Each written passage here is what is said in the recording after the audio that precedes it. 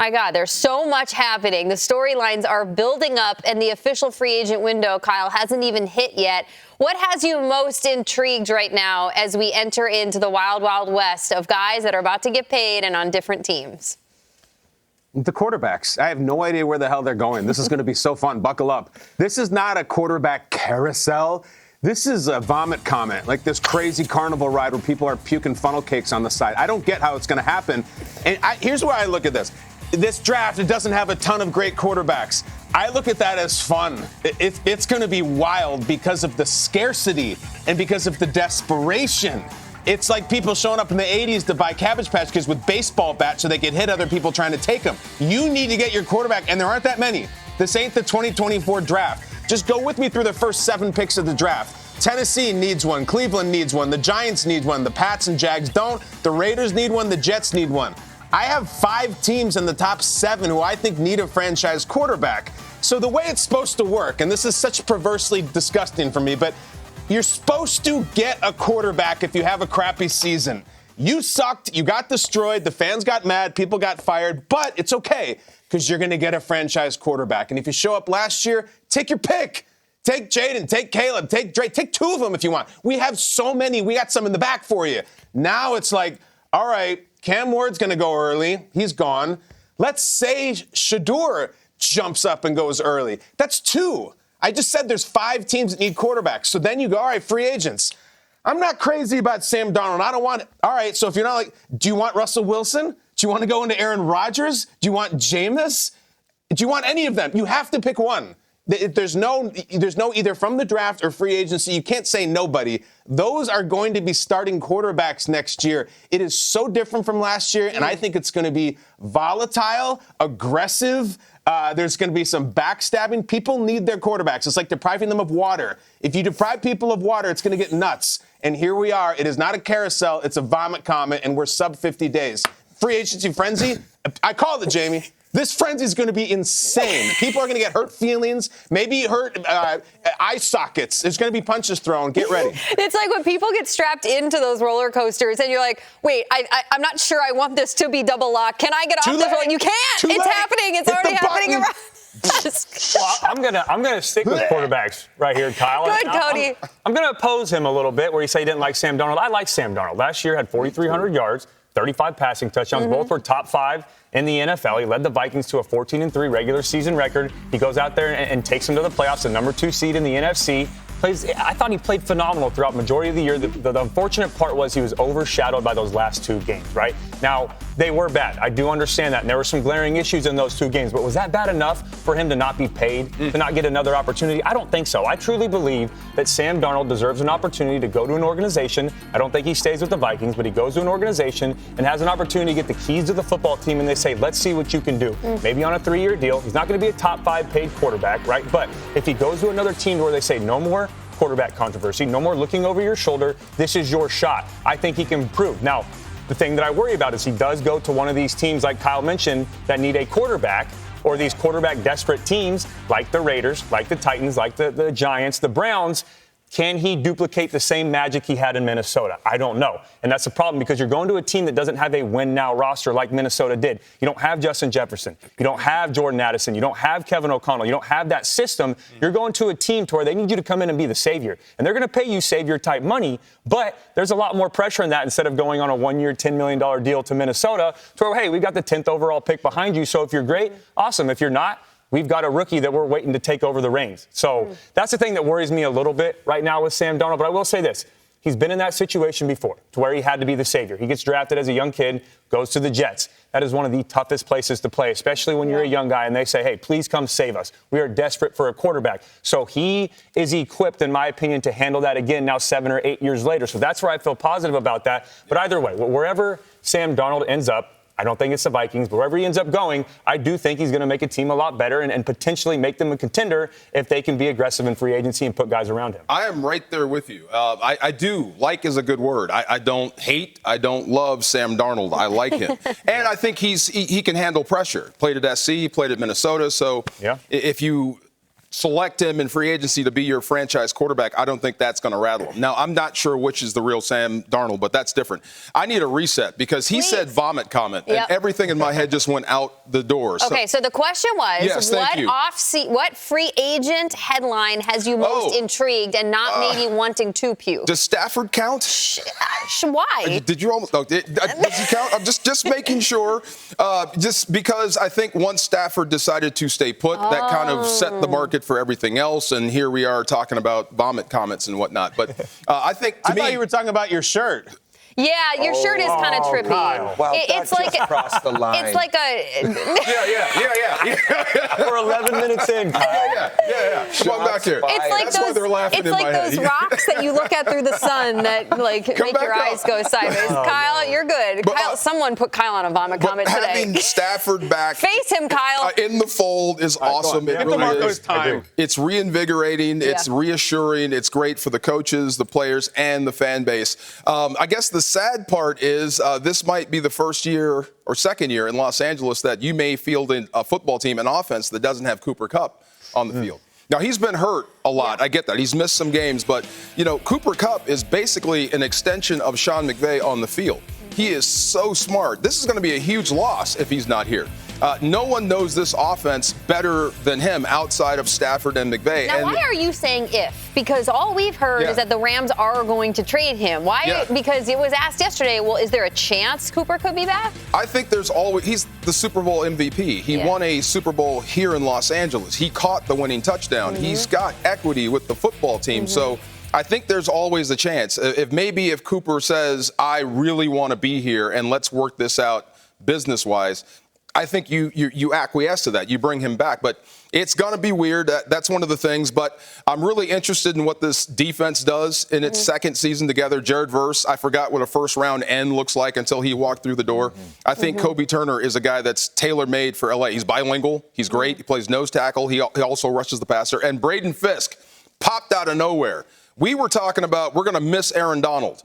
I think we stopped talking about that about week 8. You'd wish you had him, but this front is pretty good. But Matthew Stafford set the tone. You really took it to the eventual champions in Philadelphia. You almost had him. So now you get him back in the fold. You can hit the ground running. Who knows what happens in L.A. Sure. Vomit All right. comment. Vomit comment, Joshua? What are you going? Well, I had less than 10 vomits being used on the show this morning. We've already surpassed that. We hit the over. We're way over. Yeah, it's the most vomit talk I've ever heard in my life. But ever since I had newborns. My big question is Davante Adams. Everybody's talking about Aaron Rodgers. He's the sexy conversation. Davante Adams still has a lot of game left in him. And I think it's time for him to unhitch the wagon, get away from Rodgers. Imagine him at like Detroit or Buffalo, somewhere else. I still think he's got such a huge career ahead of him. And maybe I'm wrong, but I'm a big believer in him. So that's who I want to know where he's going to go. Absolutely. That could be another market in terms of wherever he lands. That could answer a lot of questions, and it does the domino effect. Kyle, can I interest you in the Bosa brothers being in the Bay Area? What are your thoughts on that when Ian Rappaport said that? It just reminded me of the Paul brothers finally being in the ring together. Like, it's absolutely perfect. Honestly, it's really, really cool. Above and beyond, obviously, just the fact that they're brothers and we would all freak out about it. I mean, Joey Bosa, this is hugely significant that this happened. Joey Bosa is one of the greatest Chargers ever. I mean, he is a fantastic player. And if San Francisco were to somehow add him, it amounts to so much more than just the novelty of two brothers. It's an unbelievable pass rush. And we're at this place as a show, I think, with San Francisco about, I don't know, where are you guys right now? It's a little strange. What is the plan? Are you just going to be one of these middling teams next year? You never look at San Francisco like that. They're too well coached. They have too many good players. So you pay attention when a player that good goes to a team that has had that much success. The Chargers had to do it for money, and Harbaugh has a whole thing he's doing there. I get it. It's fine. I'm much more intrigued about where he lands because we showed Khalil Mack there. Think about what Khalil Mack has done in his second and third stop. Sometimes these pass rushers land somewhere and just take off. Plus, like, frankly, it'd be absolutely incredible to have Jay Bosa and N Bosa on the same team, on the same pass rush. No kidding. And then the mom wouldn't have to wear the split jersey anymore. It's absolutely perfect. It's like we're always parented to make sure when you're having a conversation with somebody, like, stay on the path that's put forth. Don't deviate. This entire conversation right now has been like, let's go quarterbacks, let's go wide receivers, Cody, and then we'll go defensive ends. Yep. I'm going to go back to you about the wide receivers because that's where my brain is now leaning towards. I mentioned the Patriots and the fact that Drake May is deserving of a wide receiver one. You, unfortunately, were drafted into a situation in Cleveland that you did not have a typical wide receiver one. What do you think Drake May is feeling, the fact that he is just hawkeyeing the news right now to see if his team picks up one of these guys? Yeah, absolutely. And they just go and get Mike Vrabel, right? It's time right now to go get a wide receiver one. You've got to make an impact. When you have a quarterback that's coming off of a decent first year, right? But now he's going to have a full offseason to develop chemistry with his wide receivers, especially if you bring in a top guy that can help him learn, right? And you think as a young quarterback, all right, I'm the guy, I'm the leader, but you learn more from the veterans around you at receiver, at offensive line, at tight end, at running back than you do teach the guys around you, right? And you're the guy calling the plays, and you're in charge of the huddle. But at the end of the day, you want to have as many veterans and proven players in the NFL around you as a young quarterback, so it makes your job and your life a lot easier. The Patriots need a wide receiver one. They truly do. They haven't had one in a while. Julian Edelman was up there. They've had a couple other guys, but they really don't have a guy right now that can go out there and change a game. And for me, that's a Davante Adams. Like Josh said, that's a DK Metcalf. And Ian mentioned that they may be in the market for that. So if you want to set your young quarterback up for success, you go out and you get the pieces around him. And for me, that's a wide receiver one. I don't know the Patriots cap number, but first, they're number one right now. They have a ton of money to spend. Davante and DK both together going for Drake May. Spend the money. Foxborough is listening right now, Josh. They're going to spend the money. They would love that. Hey, Malik I'm with Neighbors needs Darnold. That's what I think. Okay, well, see, now he's getting into the roller coaster. All right, Cowboys wide receiver CeeDee Lamb, you just heard his name. He is an integral part of the Cowboys offense. He restructured his contract. I'm not going anywhere. He was asked by a fan on X why he did it, to which he replied, I want to win. It's going to take more than just myself. So let's talk about the Cowboys. There's their new head coach. They currently have the NFC's longest streak of brutal strip writing, not appearing in a conference championship game, Kyle. So they can thank the Commanders for that one. What is it going to take for the Cowboys to once again lift up their fan base and make some noise in the NFC East in 2025? Kyle, I know you just love this question so much. Your heart is growing 3 times bigger as I ask it. I do, yes, like the Grinch, but that's the opposite of this. It's an exciting time to be a Cowboys fan. Actually, the expectations are low. There's a new coach. There's a new future. And what do the Cowboys need to do? Guys, I'm going to really impress you here. This is a $20 bill. This is my per diem I get from the network, okay? The Cowboys have literally millions of these. What you want to do is you want to take them, hand them to young athletes in exchange for goods and services, okay? Don't burn it. Invest it. Spend it for the love of God. You can't take it with you, Jerry. We know what happened last year. They were the lowest spenders in free agency by far. They had barely half of what the next lowest spenders did. They just sat there and they hoarded it all, and then they had a terrible season and extended their streak of not even making it to a title game. Let's look at the history, though. You think this is the year? Free agents. Let's go. Let's make splashes. In the last 15 years, the Dallas Cowboys have signed one free agent who made a Pro Bowl. That free agent was Brian Anger. Guys, he plays punter. That's it. 15 years, Pro Bowl free agent punter. This is in the now post-Saquon era in which their arch rival just won the Super Bowl by signing a free agent. 2007, then, you have to go back to Leonard Davis as a free agent. You want to looking for a free agent home run? He played 4 of his 7 contract years, and he's a guard. Before that, you'd have to go to Terrell Owens. And guys, that's like, I'm just getting out of college at this point. This is how long we're talking about as we see these fans who just watched the damn Eagles win the Super Bowl and the Commanders have a dream season. Jerry, let's go. He has told this show that, he said in his Jerry charm, he said, my hand doesn't cramp up when I write checks.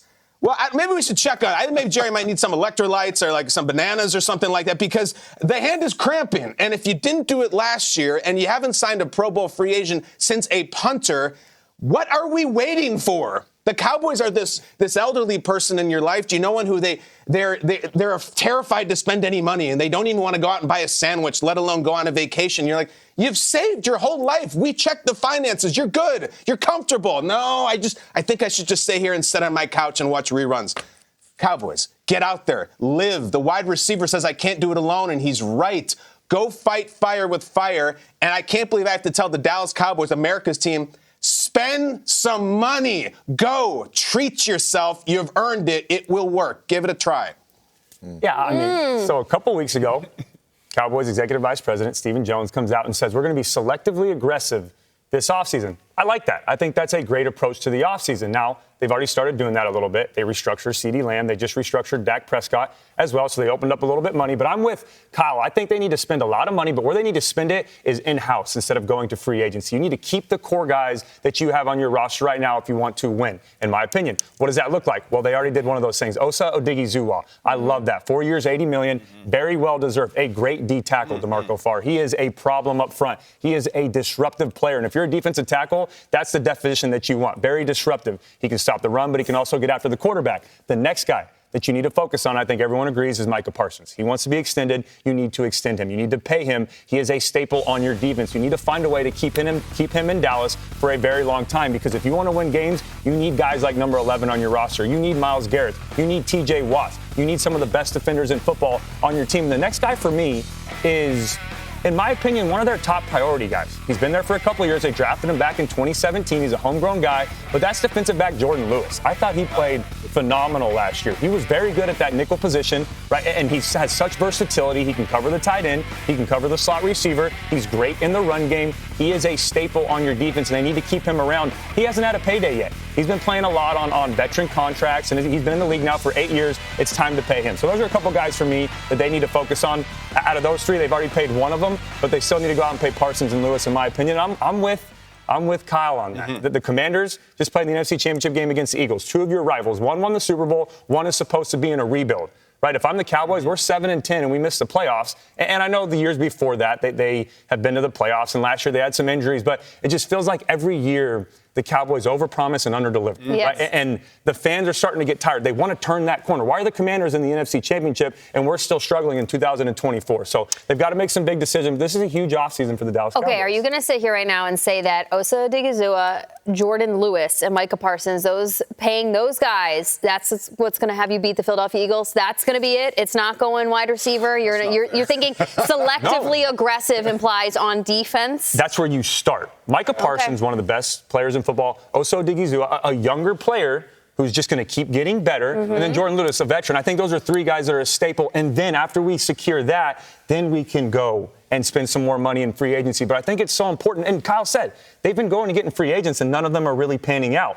Focus in-house, and then let's go branch out and go find some guys in free agency that can help us win. DeMarco, I feel like we're in the upside down right now. Cody's advocating to pay the defense, and I'm sure you're going to come at me now with wide receiver one, huh? I was thinking about it. All right. I was really thinking about it. No, I mean, trying to beat the Eagles right now, I mean, they could be set up for a long run. I mean, they're real good. So that's tough. But, I mean, looking at Jerry, two things. Number one, I think the Cowboys are the most valuable sports franchise in the world, period. And he's a good actor. It was awesome. He was great on Landman. So good stuff. But thinking about Dallas moving forward. You're right. I'm glad you mentioned Micah Parsons.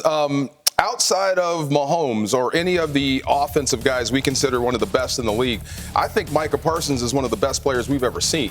He really is. He can line up absolutely anywhere. He can rush from anywhere, and he can cover just as well. So, and I like what he said. I know Max Crosby just, set the market, but Micah Parsons was quick to say, I don't need to be the highest paid guy in the league to be effective. That's not what he's after. He's after wins. He's after championships. So any way you can figure out to get Dak Prescott over the hump. Dak puts up numbers. I like Dak Prescott, don't you? Everybody does. The guy can absolutely play. Why he hasn't gotten farther than he has is beyond me.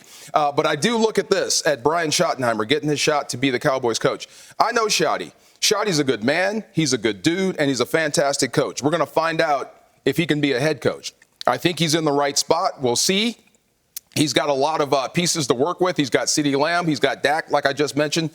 They're not that far away. The problem is Philadelphia is in your division. Easier said than done. So we'll see what happens with the Cowboys, and I'm with you. I bet that fan base is getting restless, but It's the Cowboys. They're going to be there every single Sunday. And the Commanders are only getting better. Right they're there, Gonna keep yeah. they're going to keep getting more scared. I'm a lifelong Cowboy fan. You are? Oh, yeah, here we go. My text chains are filled with many bad words about what the Cowboys have accomplished lately. But it's real easy to say, we got to spend money, we got to spend money. I know Dak and CD just restructured. Yeah. There's still huge numbers against the cap. And again, I don't pretend to understand how the cap works.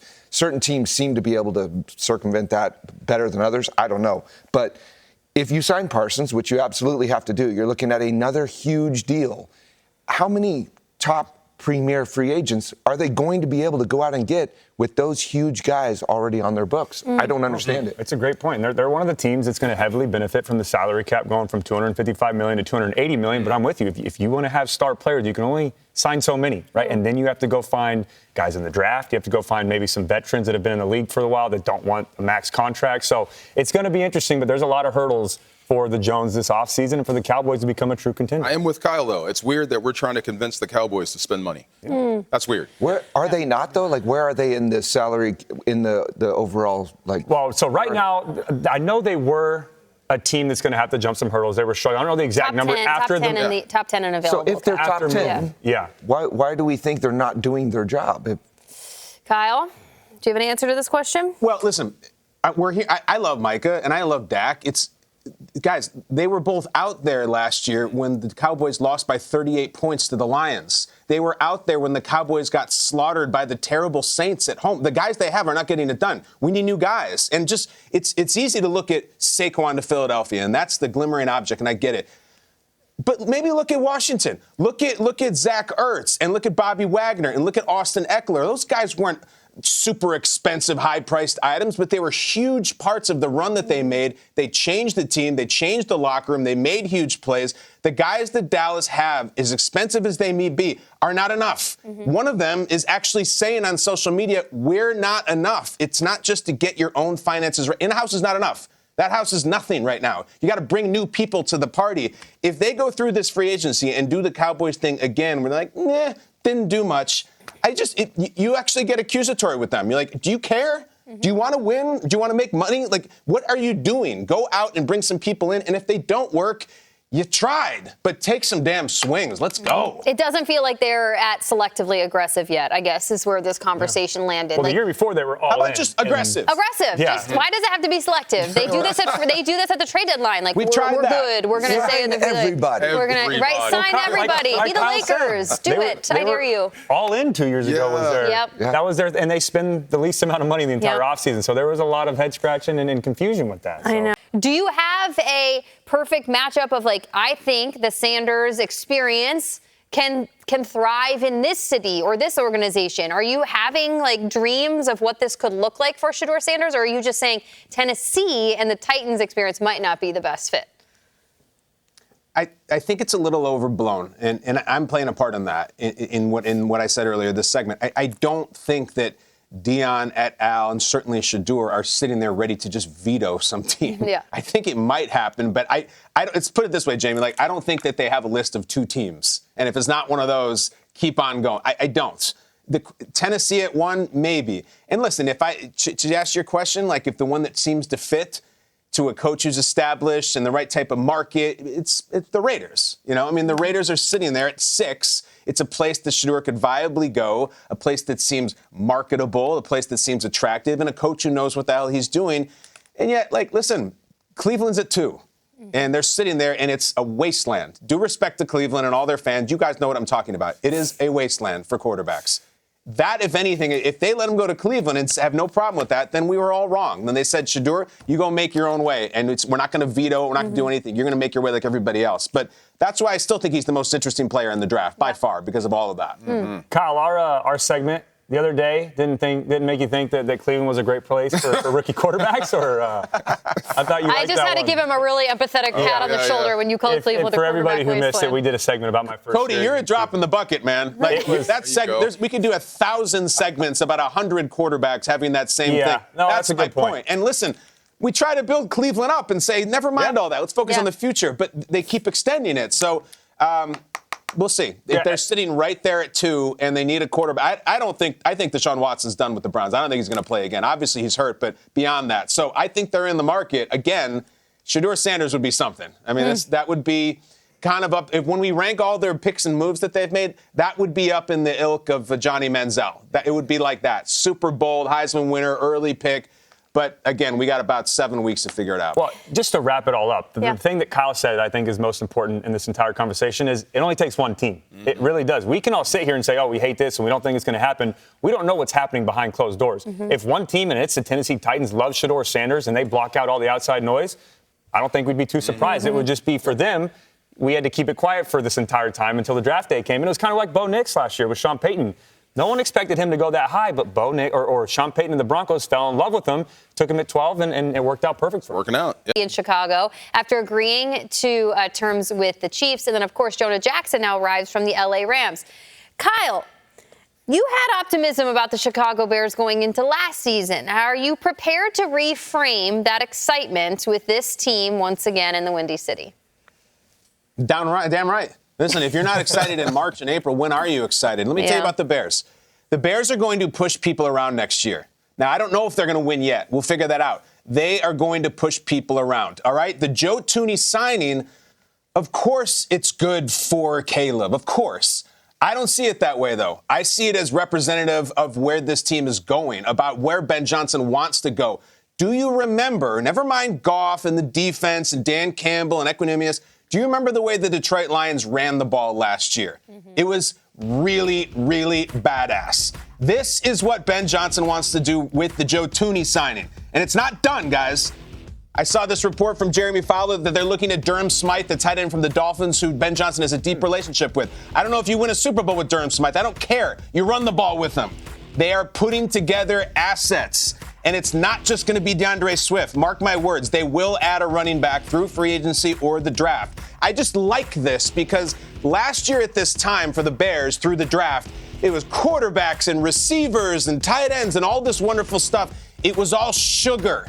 It was sugar and sweetness. Ben Johnson says it's time for steak. Let's put some steak on this plate. We're going to go to Gibson's and do the Viagra Triangle special and do about a 50-ounce ribeye right on the plate. We're going to run because, mark my words, the Vikings, Lions, Packers, all really, really good against the run. And nobody knows that better than Ben Johnson. He has a PhD in the NFC North. Those teams are great against the run. You got to fight that. And you don't fight that with wide receivers and DeAndre Swift. You got to add to that. You want to know 2022, Matt Eberflus gets hired, all right? Let's see how he made his foray into his first free agency as Ben Johnson, before we even get there, is adding someone like Joe Thuney and other pieces. You look up the 2022 transaction report, the Bears add Byron Pringle, Tavon Young, Trevor Siemian. Due respect to those guys. This is a different type of thing going on. If you want change, if you want a new era, they're already making it. We haven't even hit free agency yet. We'll see if they win. You figure that out in the fall. They will push people around. They will be physical. The Thuney signing, it's great for Caleb. It's better for the run game. That's what Ben Johnson wants to establish. Gets me fired up.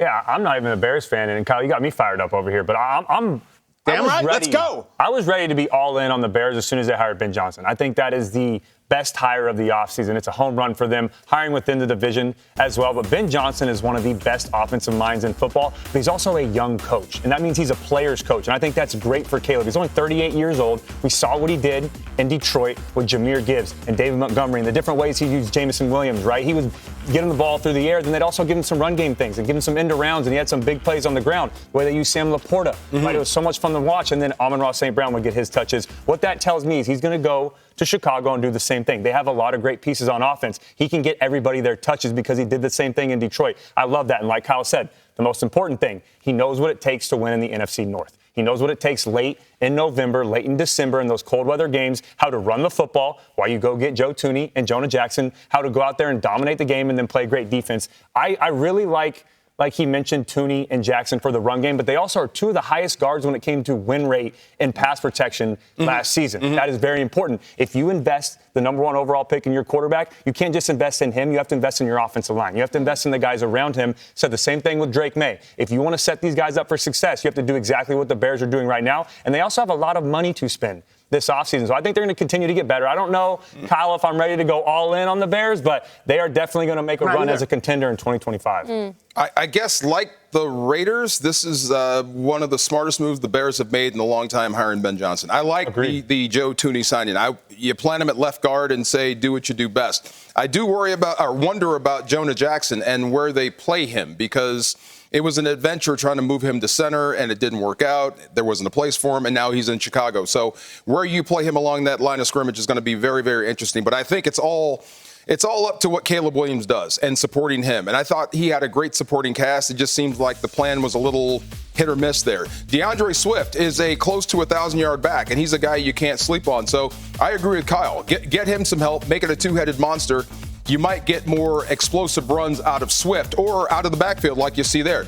Tremendous player, but it is tough, absolutely tough. We talked about this when Kyle was in studio. Name one great Chicago quarterback. It's tough hard. To do that. It's hard. You go all the way back They've to never Ben. had one. It is tough to play quarterback in Chicago. It gets cold in December, tough to throw the football, but we'll see what Ben Johnson has. We'll see if he can get Caleb Williams going, but I like the direction Chicago is headed. Yeah. I'm a big Caleb Williams guy because obviously he's a Sooner, despite following the Sith Lord to your school. Hey, now. Hey, own him. Josh? Caleb Williams is a Sooner. But when the Bears drafted him, I like Roma Dunze. Why they didn't take that Fuaga guy instead? If you draft a quarterback number 1 overall, your next pick has to be an O-lineman. Especially when you have DJ Moore and Keenan Allen on the roster. I understand. Yeah. Well, to your point, though, Joshua, the Bears at the number 10 pick right now, if you're looking at Charles Davis, if you're looking at DJ, who we all love and follow, Daniel Jeremiah, they both have them taking Kelvin Banks, the tackle out of Texas, right, this year at least. So, Kyle, it kind of bolsters your point that they're building for the run game and for offensive production. Yeah, I agree, Jamie. And I think if you're just tuning in right now, we should address the lower third on the bottom of the screen. Is it okay to be excited about the Bears? What does that mean? Well, the context is there was a lot of excitement about the Bears in the last offseason. I was the drum major out in front of it and the season was cataclysmic. It was awful. The team was not just bad, they were completely broken. They fired the head coach. I think a lot of the excitement is not just about what's going on. It's not about Joe Thuney. It's not about getting a guard.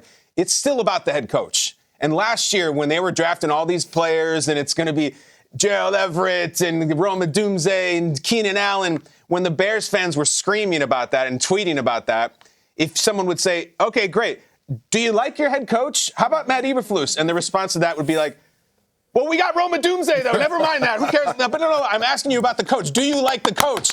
Did you see what Keenan Allen did? It was complete ignoring it. And there was an awareness of the Bears fans that I'm not sure we have a guy on the sideline who is going to lead us to the playoffs. And they found out that they didn't. Now, listen, we don't know what Ben Johnson is, but damn, if he isn't and he's not the guy, who the hell is? That's the excitement. It's okay to get hurt again. That's what I'm saying. It's okay to go out and date again. Get up, open the blinds, take a shower, go out, have some breakfast, get outside. It's okay. That's what we do in the spring. Yes, sir. Yeah, well, the most important thing, too, and the last thing I'll say about this is when you invest in your quarterback, right, you got to get offensive linemen around him. He cannot take 68 sacks every year. Now, I know some of those are on Caleb. I'm not going to just say that it's the offensive line's fault. He holds the ball sometimes too long. He can help himself by throwing away and trying to pick up some of those extra yards. The Superman Clark Kent comparison, right? Know when to eat it, know when to go down. The defense is going to win some. That's okay. Don't compound the problem.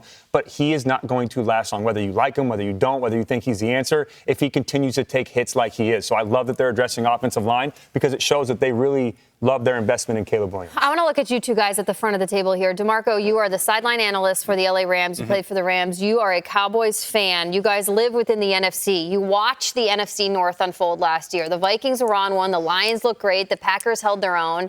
Is there something that the NFC North is quite powerful? There's something to fight with here, or is it ripe for the Bears to bubble up to the surface a little bit? Just give me a state of living in the NFC. Just look directly at the North for me. Okay, so I'm not sure if the Lions could overcome the loss of 2 of their coordinators. I know Jared Goff's not going anywhere, and Detroit is not going to lose what they've gained over the last couple of seasons. They are Super Bowl contenders, but we'll see. This is new for them.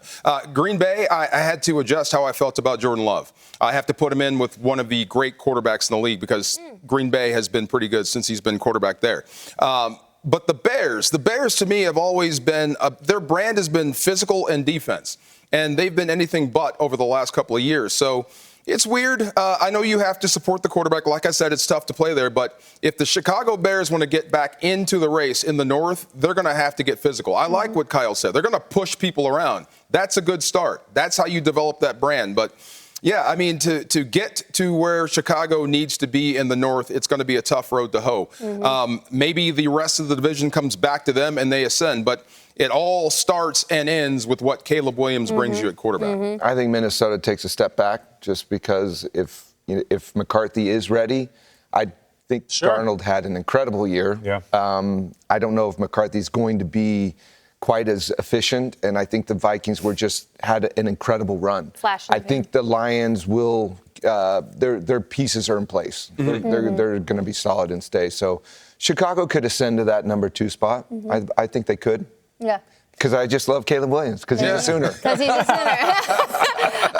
Kyle, anything else you want to get off your chest since you wanted to appropriately therapize and correct why the lower third is existing right there? Anything else you got on the Bears that you want to unload? No, I'm good. Other than I correct myself, I mentioned that the Dolphins head end Durham Smythe, that they may get him. They've got him. Like, he's going to the Bears. The rap sheet has reported it. And listen, you may sit at home, Durham Smythe is a blocking tight end. Yep. He is really good at it going back to college. He is a tough physical guy.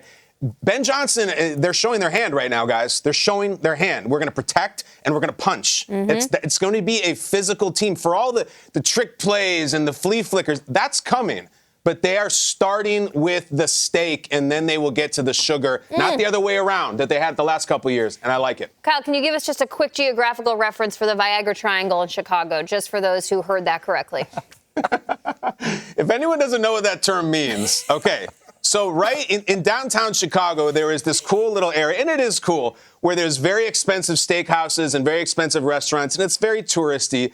But as it was explained to me, they call it the Viagra Triangle because let's say that there are a lot of like kind of slick, fat cats who are maybe with like in their 50s, maybe 60s, maybe even 70s, who are looking for friends at the restaurants. And if you want that kind of person and you want to date that kind of person, there they are waiting for you. There's your real free agency frenzy, Erdahl. Hey! But it's a great restaurant, too, and great steaks. This was massive news yesterday. Once you move on from one wide receiver, to have the room look at themselves, Kyle, and say, no, I don't want to be here anymore either. What was your initial reaction to this massive star within the NFL and a big-time wide receiver that oftentimes in the last couple years had been just used as a decoy within this offense? I think there's a lot of that going around, is that you got big name guys and big contract guys looking around and saying, what am I doing here? What's the future? What are we up to? DK's 6 seasons in. He's 27 years old, and he wants a fresh start. It's same deal with Myles Garrett, a little bit older, but it's like, I think I might have spent enough time here. I think if you're looking at DK Metcalf to go and get him, and if you're a fan base who wants DK Metcalf, I just look at it as a very expensive luxury item. This is a Ferrari. Not in the physical sense I'm talking this time. I'm just talking about in terms of the expense, the splash. It is going to be very expensive, like Ian said. Like big-time draft picks and then big-time money. If you are a team that has your quarterback situation set, who has your defensive end, who has your left tackle, like you got all the pieces and you got a coach, and you think like, I don't know, I want to kind of do for our team what A.J. Brown did for the Eagles, or one of those things where you add the big time and you're going to spend. This is going to be very, very expensive. But if you're a team that, you have a home and you have your kids taken care of and you just are like, damn it, I'm buying a Ferrari. Well, then there's one right there who wants out of his current home right now. Go get it. Other than that, and if you don't have all your stuff taken care of, I would move on to the next asset because you're going to pay through the teeth for this. Yeah, and we talked about it earlier. The team that comes to mind is the New England Patriots. If I'm Drake May, I am on the phone right now. I'm at the front doorstep of Mike Vrabel's office saying we need to get this man in New England. But first I'll say this. I want to give a shout out to Tyler Lockett.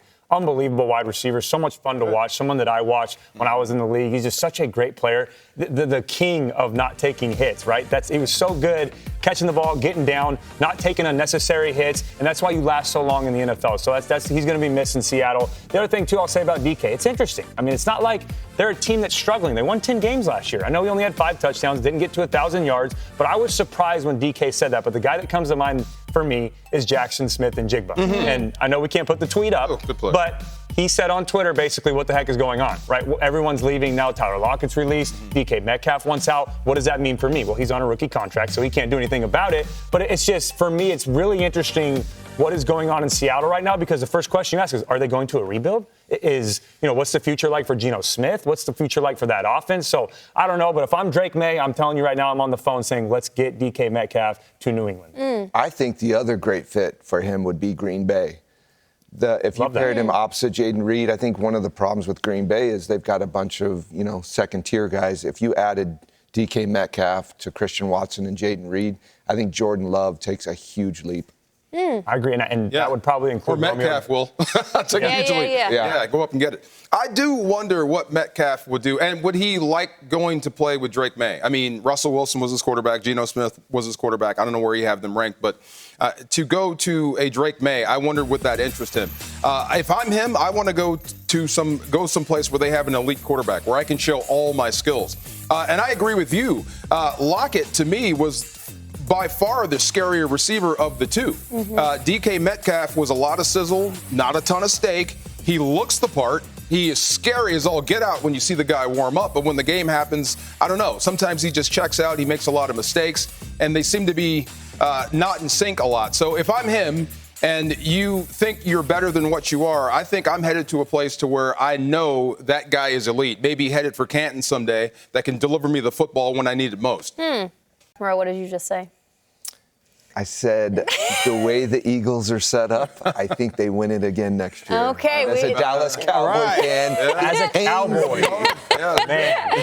Cody, what stood out to you from that look back at 2024? Philly's going to be good for a while. They're scary right now. There's just so many cool moments, and just when you watch something like that, it reminds you of why you love the game of football. But I think the moment to me that stands out the most was Saquon Barkley hurdling a guy backwards. I mean, we've never seen that before, and we probably will never see that ever again. That was just unbelievable. One of the coolest moments. And just him as an athlete and what he did for Philadelphia this year, that was kind of like the cherry on top, that he has that moment during the Super Bowl year. Did you see the thing going around on social media of their sideline reaction? Yeah, that was so good. It was amazing. I had the same reaction. Yeah, right? Everyone stood up and gasped. Cody, you're all over it. I feel like there was one version of myself before I saw that play, and then I've been a different person and saw it. Like I feel like that changed my life. I still haven't gotten over it. But it's also my takeaway from this season, except for the Eagles as a team, is just Saquon sucks up so much oxygen from all the things that happened this year because of what he did. We forget how incredible Derrick Henry was. Josh Jacobs was incredible. Joe Mixon was incredible. Aaron Jones played really well. It was all of these new running backs and new teams were incredible, like really, really great, prolific seasons. And yet we look at 26 in Philadelphia jumping backwards over people on his way to the Super Bowl, and that's what will be remembered. But don't forget those other guys. Cooper DeJean, and it's funny, you're connected to this. I was at a friend of yours, you worked with him, you acted with him for a Super Bowl party. Not really a big football fan, but when DeJean caught that interception, I said, this is going back for a touchdown, and he did score. And they're like, you're a genius. I'm like, nah, that's the punt returner with 5 offensive linemen out there plus the quarterback. They're not going to catch him. But I remember that Saquon Barkley going backwards. It changed your life. Imagine the guy that went underneath him. Really, think about that. Like, wow, I didn't think people could do that, and you have to react to that. And then Saquon finishes it off with Philadelphia. I agree with you both, man. The Eagles are not going away. This is just the start of their run. Is Kansas City done? Don't know, but I know the Eagles are here right now. There was a single flash of a man holding a trophy in a very nice-looking suit on the Thursday night before Super Bowl week, and that was Josh Allen holding the MVP trophy in that clip. And I just think back to Josh Allen crossing the goal line or doing the crazy lateral in the snow and how he approached Kyle that night of winning his first MVP. Now he's apparently on his bachelor party, and he might get married soon, and everything is up in Josh Allen's life. But I think about the season that he had and all of the images that we will take away, and yet he still wasn't able to get over that proverbial hump at the Kansas City Chiefs. Complicated, isn't it? You know, Lamar's got a few MVP trophies, doesn't he? And we will continue to chase them. And I have inside source telling me that I think that Josh Allen wedding is coming before long. I don't think this is one of these 3-year engagements. But I just wanted to close the loop here on what we were talking about. The Saquon backwards jump, the trivia question answer to that, who did he jump over? Young Jarian Jones of the Jacksonville Jaguars. This is a rookie. There he is. Watch, not here, there. 22. Guys, he's a rookie drafted in the 3rd round out of Florida State. Really good player, put up some good numbers this year, but this is what he's going to have to grow past. They're going to show this clip for the next 100 years until we're all going to be dead, and they're still going to be showing Saquon. Jerry and Jones, I don't think you'll let that define you, my friend. You had a great rookie year, that aside. What's he supposed to do about it? He was there to make the tackle. Yeah. The guy had his back to him, so he went to hit him, and then he jumped over him. It's not Jerry and Jones' fault, but that is the answer, and I root for Jerry and Jones now. I was just about to say the same thing Kyle did. He was in a great position, squared up, eyes on the target, fired his hips. You're just tackling Saquon Barkley. That's Ronnie Lott couldn't have made that Squared him tackle. up, right? Yeah. He stood up. That's unbelievable. Which clip is shown more, this or the Giants war room talking about? I know. And actually, I think the backwards jump. I think the backwards jump helped Joe Shane and eliminate that memory. Now we will watch this more than that, and no one will ever do Hard Knocks off season again if they have their choice in it. My gosh. It was like you pressed a button. Unreal. Incredible. It was the image from 2024. I love playing. I still feel like I could play it at a high level, and possibly at a higher level than I did last year. I don't think it was my best outing. I think I let my guys down in a lot more moments than I helped them, especially if you look at my track record and how I've been in years past. I don't know that's true. I just, I want to give it a good run. I got a bad taste in my mouth on how I ended the year and how well I was playing and, how accountable I was for the people around me. And I love so many people in Kansas City, both in that facility, in the community. And it's home for me now. And, I don't want to leave that life yet. I put in a lot of hard work, and I put in a lot of, focus into being the best that I can for KC. And, last year, it just it didn't end well for us, and I feel like there's a responsibility in me to play out the contract that I initially signed, to give Kansas City and the Chiefs organization everything that I got, and that's what I'm going to do, man. Jason and Travis Kelce kicked the tires on a lot of topics on the New Heights podcast, Kyle, but this is one that everybody was interested in beyond his dating life, which anytime he goes down that avenue, people want to know the answer. But Kyle, Chiefs fans, the NFL, they wanted to know if Travis Kelce was coming back. And there's your answer. What's your reaction to that and why he did it? Respect, because I think the proper context especially is that Travis could make a ton of money without playing another down of football. Guys stay on because they want to hit the check again. And I get it. Keep making the money, and then you have to decide what you're going to do after football. He already has all that set up. He could probably make much more money not playing football than he could playing football and risking injury and everything that comes with it. He wants to play. And that's a guy where you're like, normally when someone says it's not about the money, of course it's about the money. For him, it's not. He actually wants to play, and I think NFL players have this infatuation with ending things right. And he wants to do it. He said it himself. I wasn't that great last year. He has nothing to prove. First ballot Hall of Famer, multiple-time Super Bowl champion, maybe the greatest tight end who ever lived, all these lists. And he's like, I got money, I got future, I got everything. I just want to play football again for those people and those fans and for myself and my teammates. That's as pure as it gets, and I'm not a skeptic of it. I respect it. Nothing but respect for Kelce. He's tremendous, and in some circles, he is the greatest tight end to ever live or ever play the game. I hope he's not making a big mistake in coming back because, you ended in the Super Bowl. No shame in that, and you lost to Philadelphia.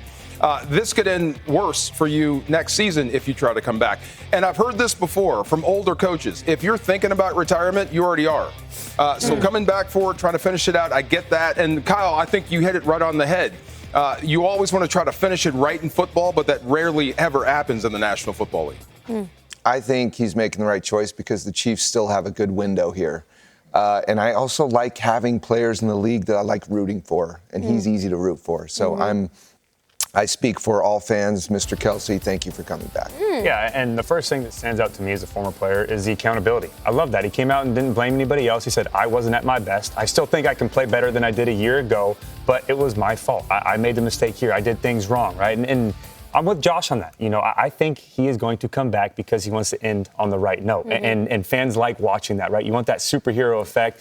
But I will say this. You have two greats in Patrick Mahomes in Travis Kelce, and now they have extra motivation. So I don't know exactly what that means, and they didn't need it, but now they have a chance to make another run, and Travis Kelce is going to get right this offseason and have another go at it. At the end of the clip, he says, plays out the contract that I signed. He's entering the final year of that. So clearly he had a commitment in his mind to Kansas City that he wanted to fulfill. The Patrick Mahomes-Travis Kelce experience is one of the most electric teammate battery combinations that you can see in terms of pitcher and catcher. They are amazing, and their friendship is one that is covered internationally. And I think it's an amazing story that will continue to unfold. Travis Kelce is a really good football player, and he's fun to watch. And, man, he's hard to take down. And he plays the game at a really high level. So welcome back, Travis, and everybody else. You're making another run for it in 2025.